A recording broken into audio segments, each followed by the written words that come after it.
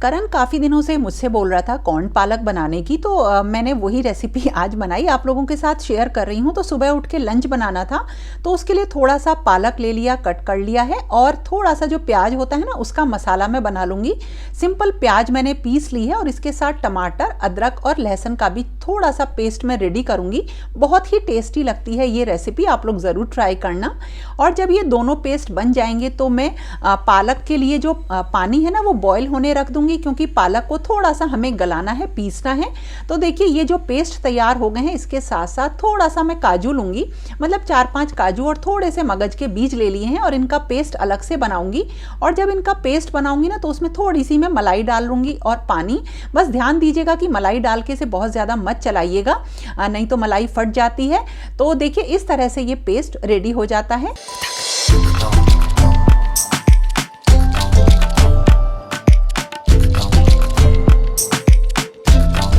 और अब जो मसाला बनाया था उसको हमें भूनना है, तो थोड़ा सा मैंने ऑयल लिया और इसमें जीरा डाल के जो प्याज का मसाला होता है उसको मैं भून लूँगी। बिल्कुल अच्छी तरीके से प्याज को भूनना होता है धीमी गैस पे, नहीं तो प्याज में से जले जले की थोड़ी सी खुशबू आती है। और इसी के साथ साथ ना मुझे चटनी भी बनानी है। तो जो चटनी मैं बनाती हूँ वो अगर सिलबट्टे पे पीस कर बनाएं तो उसका टेस्ट बिल्कुल अलग होता है। तो कभी कभी अगर थोड़ा सा टाइम होता है तो मैं बना लेती हूँ। तो थोड़ी सी जो ये लाल मिर्च होती है ये मैंने सोक कर ली आधे घंटे के लिए, और इसी में थोड़ा सा लहसुन डाल के मैं पीस लूंगी, और ये बहुत ही टेस्टी बनती है। और आज मुझे थोड़ा जल्दी काम खत्म करना है, क्योंकि मुझे कहीं जाना भी है।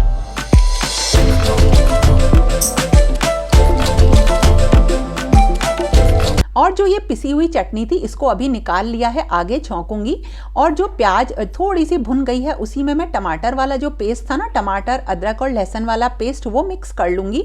और इसी में डाल लेंगे मसाले जो रेगुलर सब्जी में हम डालते हैं, और थोड़ा सा नमक भी इसी टाइम ऐड कर देंगे। और जब ये भुन जाएगा तो इसमें डालेंगे पालक, और इसी टाइम पे डाल देंगे कॉर्न। तो अच्छी तरीके से पालक और कॉर्न बिल्कुल गल जाएंगे, और ढक्के से थोड़ी देर पका लेंगे। और जब ये पक जाएगा तो हम इसमें डाल देंगे वही पेस्ट जो कि हमने काजू वाला बनाया था, और हल्का सा चला के ऊपर से कसूरी मेथी, गरम मसाला डाल देंगे, और ये रेडी हो जाएगा। और इसी तरीके से जो चटनी बनाई है अब उसकी भी तैयारी कर लेंगे। तो थोड़ा सा पैन लेंगे, उसमें सरसों का तेल डालेंगे, और इसी में हम मसाले डालेंगे जो भी रेगुलर मसाले होते हैं, नमक डालेंगे, और थोड़ी सी खटाई डाल के इसमें जो पिसा हुआ लहसुन और उसका मिर्च का पेस्ट था वो मिक्स कर लेंगे। बहुत ही टेस्टी एक लहसुन की चटनी रेडी हो जाएगी, जो कि जाड़ों में ना सब्जियों के साथ बहुत ही टेस्टी लगती है।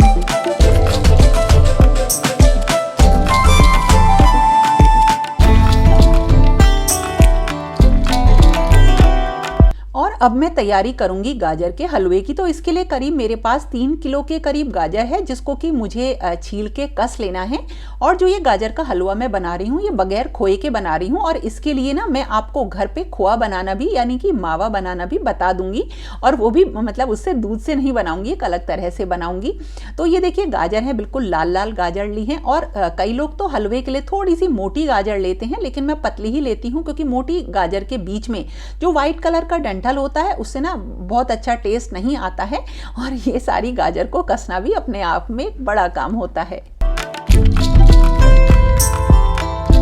गाजर का हलवा सब खाएंगे तो सबको कसना भी है ना। तो करण को मैंने 15 मिनट्स को बुलाया, मैंने कहा 15 मिनट्स में जितनी गाजर कसी जाए उतनी कस ले। तो थोड़ी सी करण करेगा, थोड़ी सी मैं करूंगी, और फिर शानू करेगा।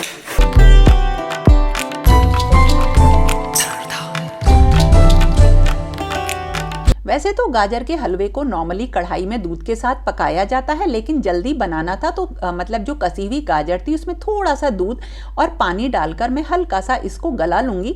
इससे ये थोड़ा जल्दी बनेगा, क्योंकि आज काम जल्दी ख़त्म करना है और मुझे जाना है कहीं। तो वो तो अभी आपको पता चल जाएगा। और जब ये गाजर बॉयल हो जाएगी तो इसे कढ़ाई में ट्रांसफ़र कर लेंगे, और जो भी इसका एक्स्ट्रा इसमें पानी आ जाता है उसे हम सुखा लेते हैं। और इसी टाइम जो घर की मलाई होती है उसको हम इसमें इसमें ऐड कर देंगे और लगातार इसको चलाएंगे।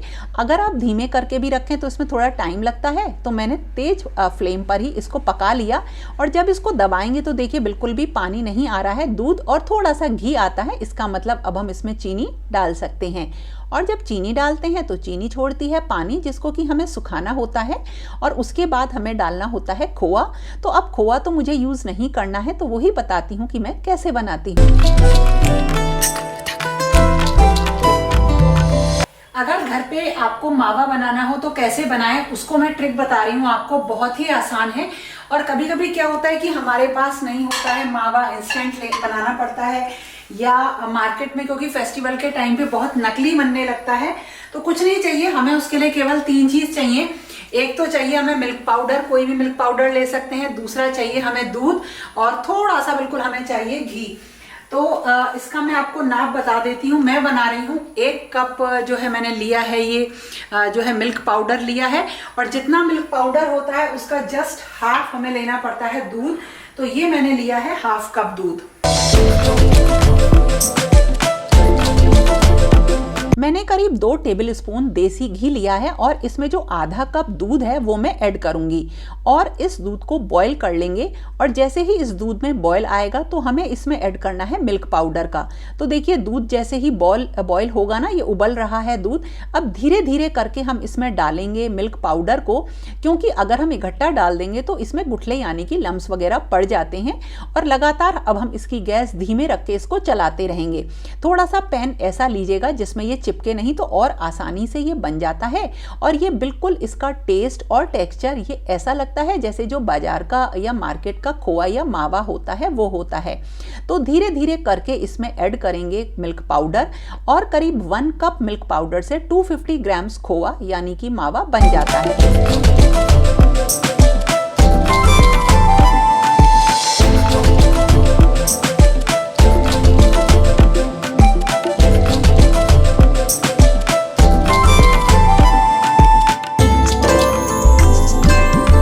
और ये जो मावा बना है ये बिल्कुल ऐसा लगेगा जैसे मार्केट जैसा है। और इतनी देर में जो हमने शुगर डाली थी, चीनी डाली थी, उसका पानी सूख गया है।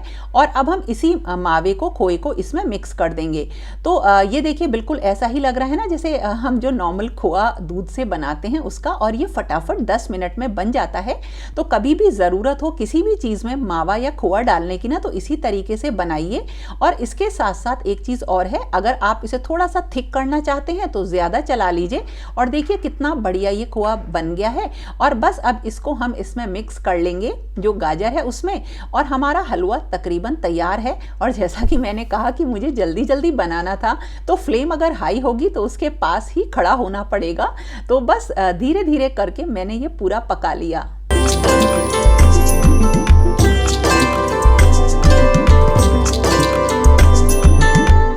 और जो लास्ट स्टेप होता है वो होता है अपनी श्रद्धा के अकॉर्डिंग देसी घी डालना और मेवे डालना। बस उसको डालने के बाद हलवा रेडी हो जाता है। तो बगैर मार्केट से लाए हुए खोए या मावे के घर पे इस तरह से हलवा बनाइए, बहुत टेस्टी ये बनता है।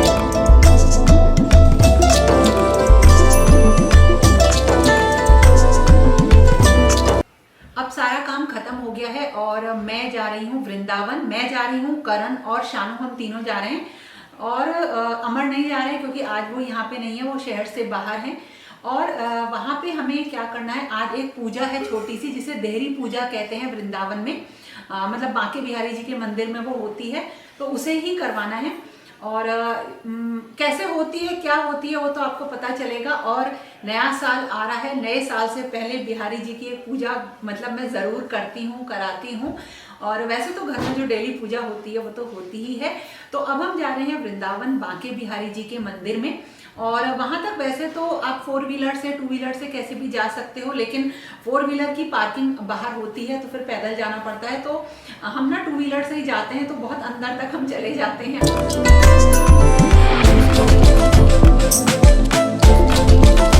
और इस तरह से मथुरा की, वृंदावन की पतली पतली कुंज गलियों में से गुजरते हुए हम पहुंच गए वृंदावन के श्री बांके बिहारी जी के मंदिर में।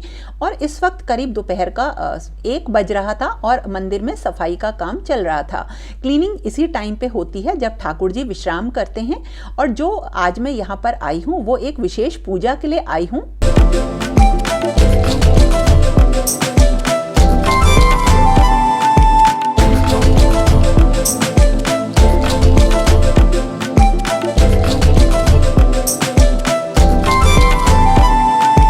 हमारी संप्रदाय है जिसमें कि हम तिलक लगाते हैं माथे पे, ये उसका चिन्ह है।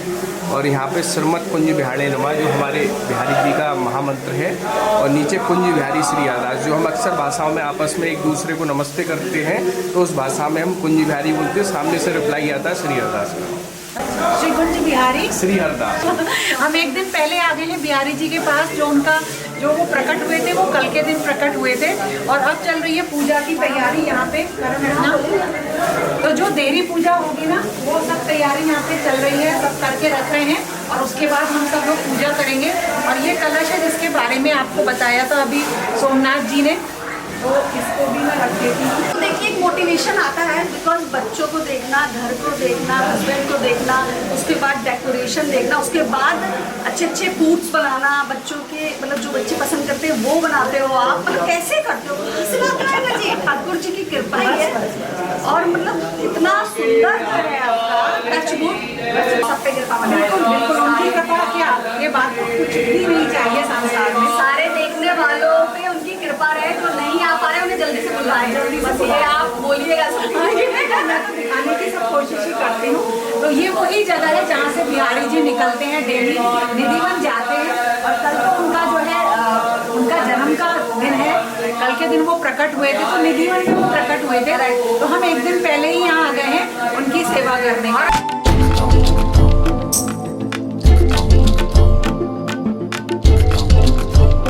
श्री बांके बिहारी जी के मंदिर में जो देहरी पूजा होती है वो मेन उस जगह की होती है जहां बिहारी जी विराजते हैं। तो ये वो जगह है जहां पे बिहारी जी विराजते हैं, और यही वो देहरी है जिसकी पूजा करी जाती है। बहुत तरीके की पूजा होती है, तो जैसा संभव हो, यानी कि जैसा समय और सामर्थ्य हो, उस हिसाब से पूजा करनी चाहिए। और मेरा विश्वास ये है कि घर में जो हम श्रद्धा अनुसार भाव से पूजा करते हैं ना, उसका डायरेक्ट कनेक्शन होता है हमारे इष्ट देव से। तो ये जो मैंने पूजा रखवाई, नए साल से पहले ये करवानी थी, और ये आज ही का दिन था। हालांकि आज के दिन अमर नहीं आए, लेकिन थोड़ा सा उनका भी अपना काम था, और हम इस पूजा को आगे पीछे नहीं कर सकते थे, इसलिए ये आज के दिन करी। तो ये वही देहरी है, और जो मैंने अभी आपको दूसरी देहरी दिखाई वो देहरी होती है जहाँ पे बिहारी जी रात को जब निधिवन जाते हैं तो उसे लांघ के जाते हैं, तो उसकी भी एक विशेष पूजा होती है। तो अपनी अपनी जिस तरीके से मैंने कहा कि आपका सामर्थ्य हो, उस तरह से ये पूजा करानी चाहिए। और नया साल शुरू होने से पहले एक पूजा मैं ये ज़रूर करती हूँ, कराती हूँ। और नॉर्मली ये मैंने पहली बार ही ये पूजा कराई है, इससे पहले हमेशा मैं घर पर ही कुछ पूजा करती हूँ। तो मैं भी आपसे यही कहती हूँ कि जो भी आपकी इच्छा हो वो उसे अगर आप मंदिर में पूरा नहीं कर पा रहे हैं तो घर में पूरा करिए। और आप सब लोग भी हाथ जोड़ लीजिए, क्योंकि अब बस बिहारी जी के दर्शन होने ही वाले हैं। और भीड़ का हाल देखिए कितना बढ़ गया है। तो अगर बुजुर्ग साथ में हो, छोटे बच्चे साथ में हो, तो अभी आप बिहारी जी के दर्शन घर बैठ के मानसिक रूप से करिए, क्योंकि इतनी भीड़ में कुछ ना कुछ दिक्कत उनको हो ही जाती है। तो हाथ जोड़ लीजिए आप सब लोग भी। मैंने आप लोगों को जितना संभव हो सका दर्शन कराए, और अब मुझे मिला प्रसाद भोग। और ये आपको तो पता है, ये जो गोस्वामी जी हैं ये सोमनाथ जी हैं, इन्हीं से मैं संपर्क करती हूँ जब मुझे पूजा करनी होती है। तो प्रसाद और अपना पूरा भोग लेके मैं आ गई अब घर।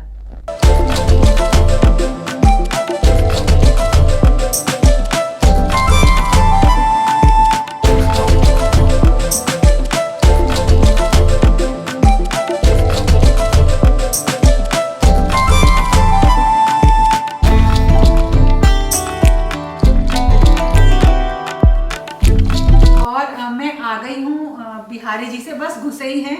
और ये जो वहाँ पे हमें पहनाए जाते हैं ना पटके बिहारी जी के, ये बहुत ही सुंदर होते हैं, और ये ना पूजा के बहुत सारे काम आ जाते हैं। ये तो है ही है, प्रसाद तिलक का प्रसाद लेकर आए हैं, और इसके साथ साथ जो मटकी वाला 56 भोग का प्रसाद था ना, ये 3 मटकी प्रसाद की लेकर आए हैं, क्योंकि इतनी भीड़ है कि उसमें चीकू अभी आ रहे हैं, उसमें ना बिल्कुल दम घुटने का डर रहता है। तो नए साल के आने से पहले मेरे दर्शन हो गए हैं। ठंड बहुत हो रही है, भीड़ बहुत हो रही है। तो दोस्तों मैंने आपको इसी तरीके से दर्शन कराए। चीकू रो रहा है। तो जितना संभव हो सका मैंने आप लोगों को दर्शन कराए। तो कैसा लगा आपको आज का वीडियो ज़रूर बताना, और पसंद आए तो लाइक कमेंट शेयर करना मत भूलना। तो दोस्तों फिर मिलेंगे एक नए और इंटरेस्टिंग वीडियो के साथ, तब तक के लिए okay friends, thank you and bye bye. जय श्री राधे।